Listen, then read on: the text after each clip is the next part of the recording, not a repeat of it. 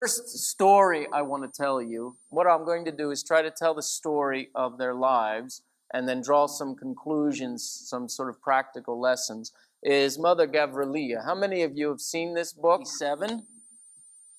And she lived to 1992.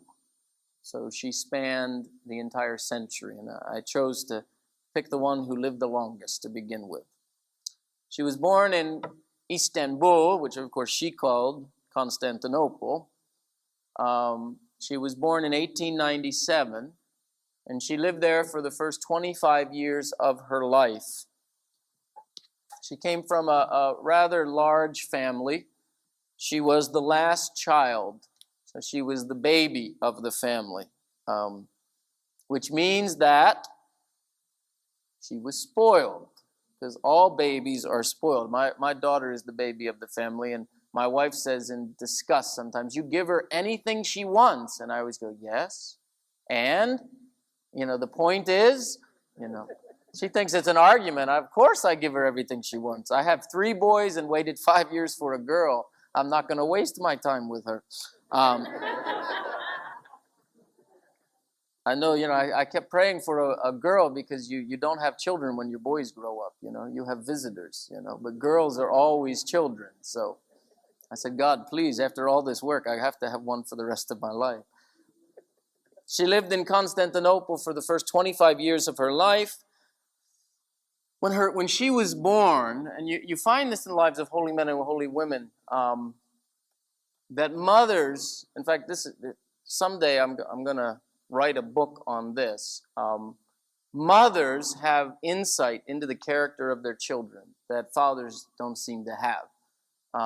And you'll find very often in the lives of the saints that the mother, when they were born, says, this one is different. This one is special. And when Eldris Gavrilia was born, her mother said she was special. She came from a very loving family. And one of the themes you're going to find in the saints, or the holy men and holy women that I talk about today, is every single one of them comes from a loving family.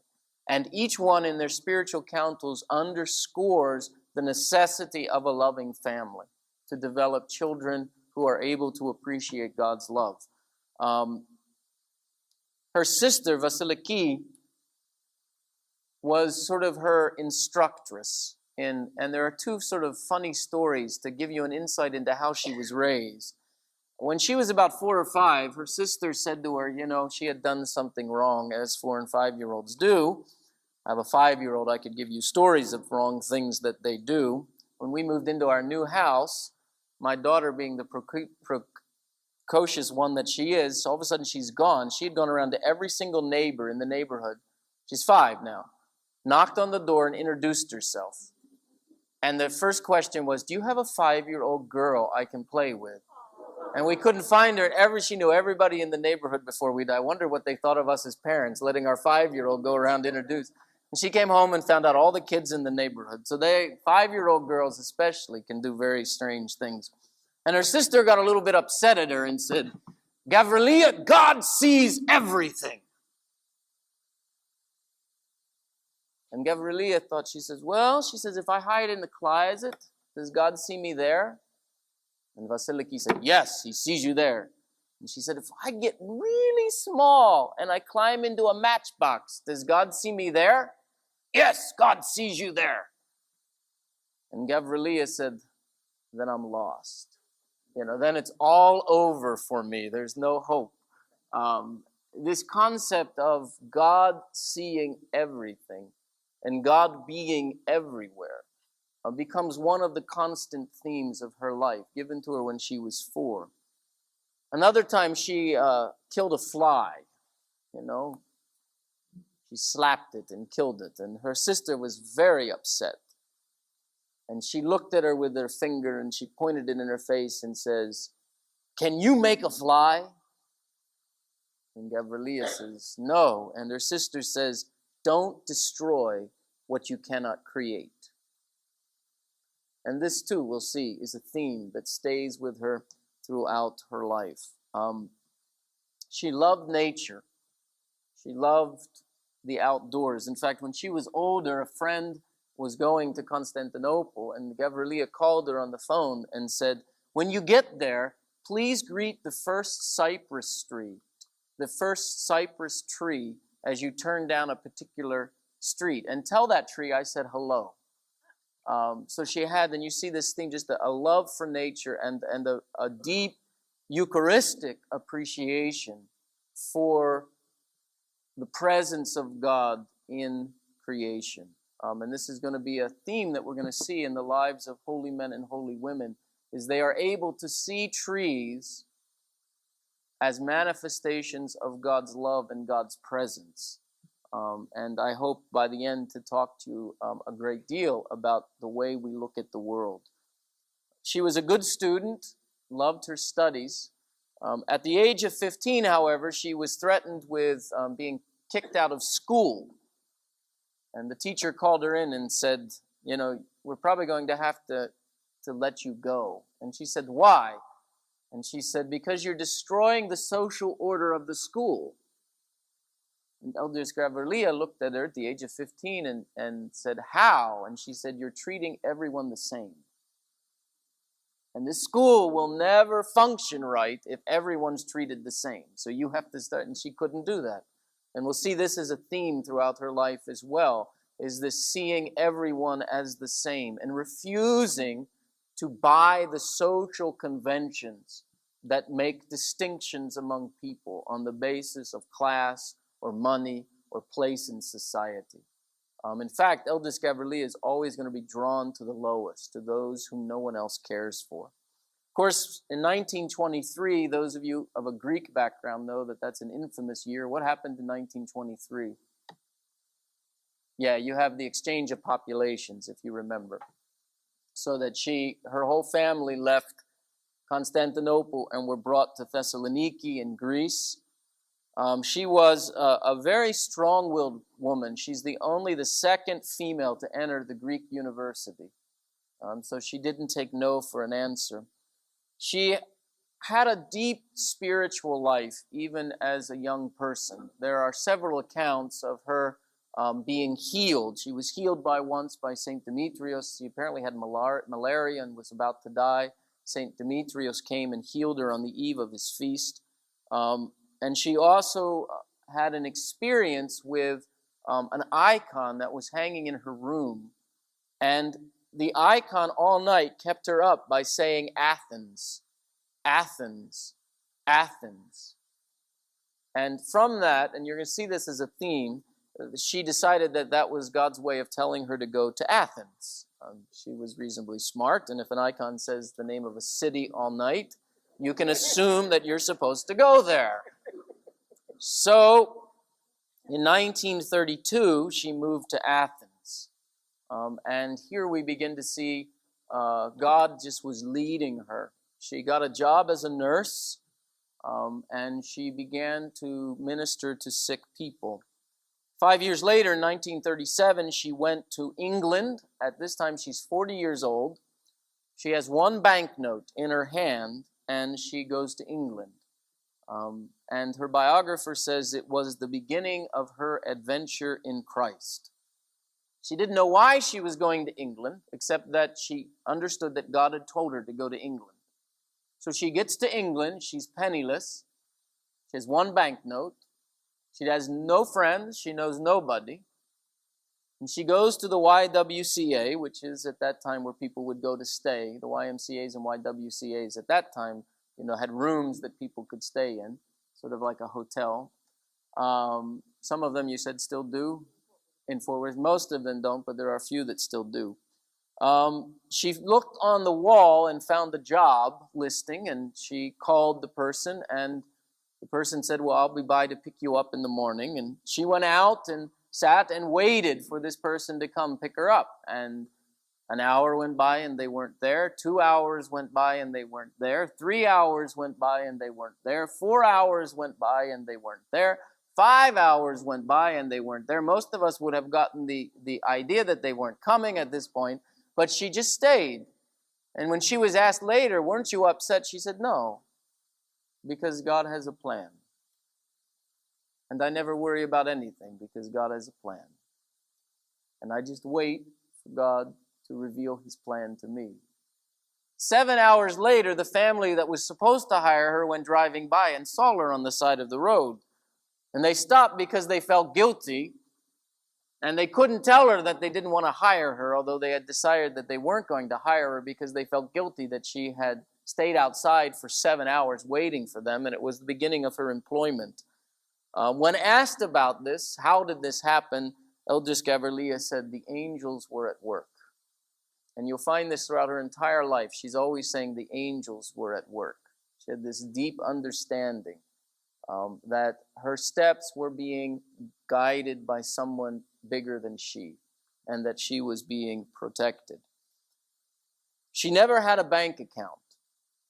In fact, when she was in England, they asked her for her account number so they could put the money that they were paying her in the bank, and she said, "Oh, my bank is in heaven." And they said, "Well, with a banker like that, we certainly can hire you."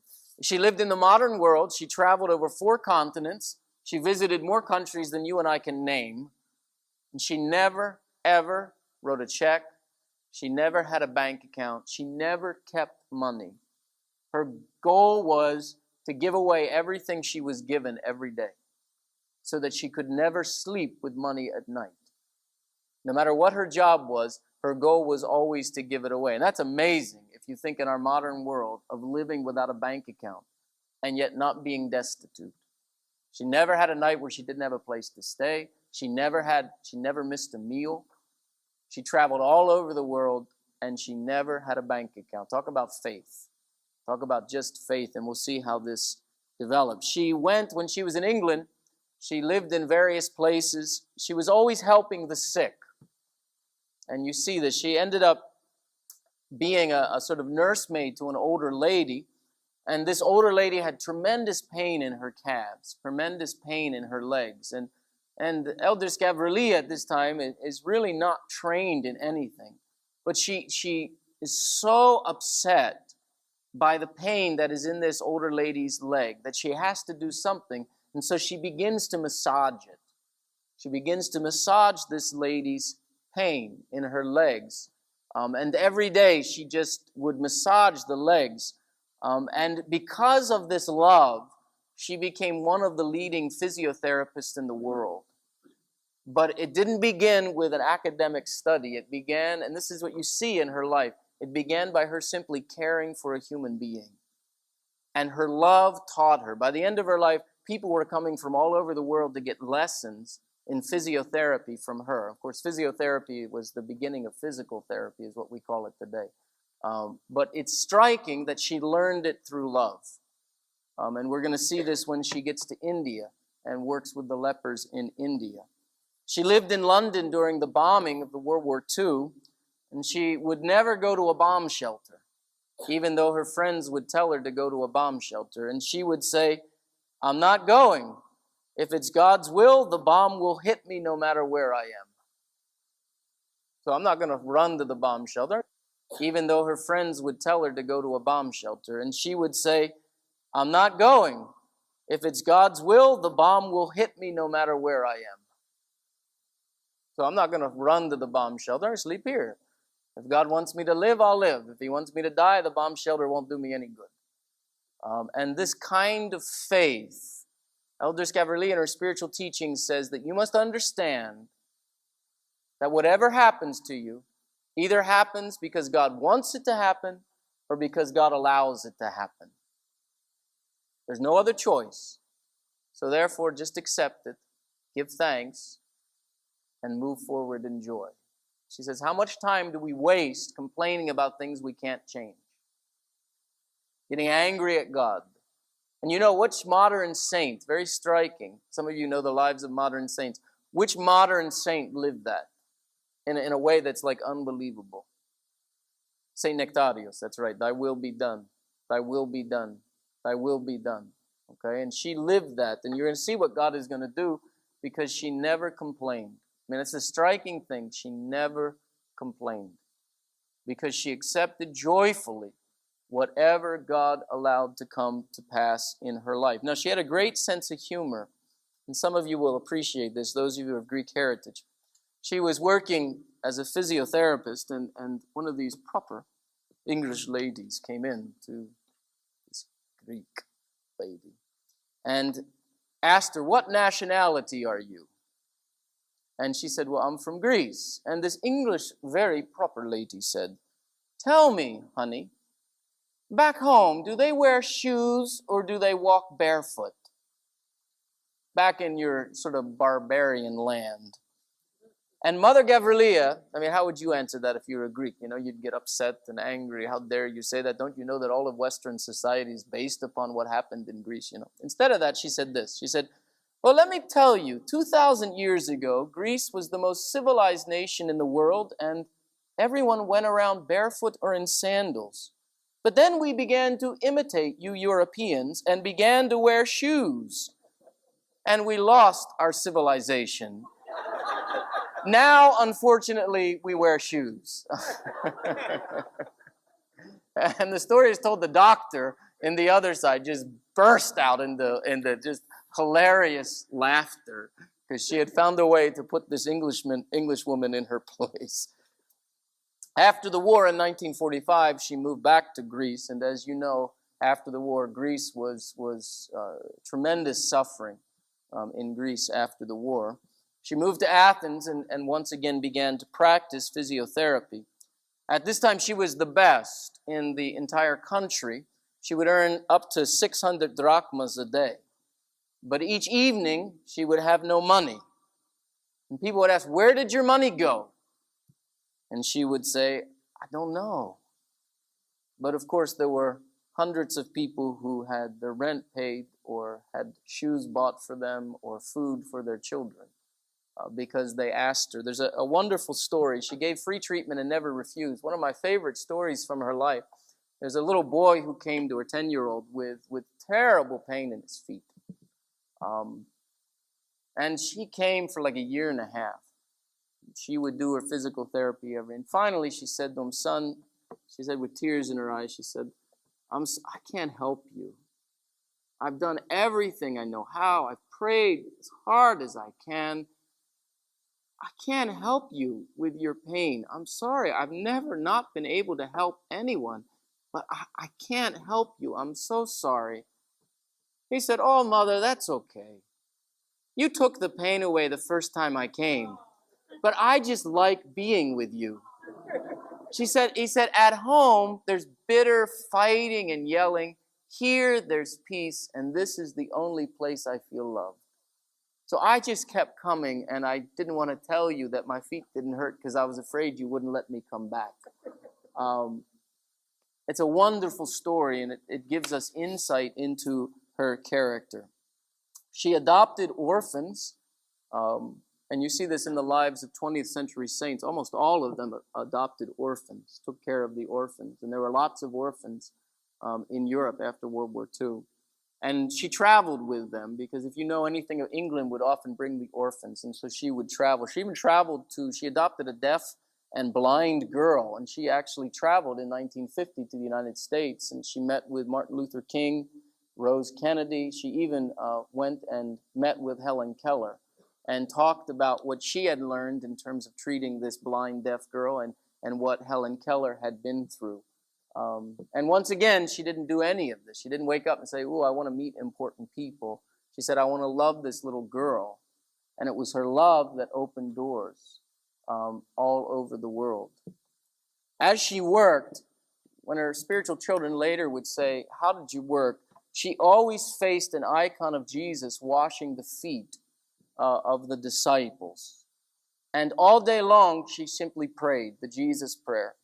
And she listened to people's problems. She very seldom gave advice. Later in her life, when she's an elderess, she begins to give advice. But very seldom did she give advice. And yet people would leave and say, "She solved all my problems." You know, she listened. And we know what a rare art and a rare gift it is in our modern world for someone to actually listen. Most people hear so that I can answer, which means that as you're talking, I'm already formulating what I'm going to say. You see? Your words are just another reason for me to talk. Very few people listen.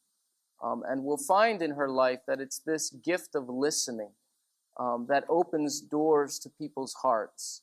She shared the faith with thousands, but she did it by listening.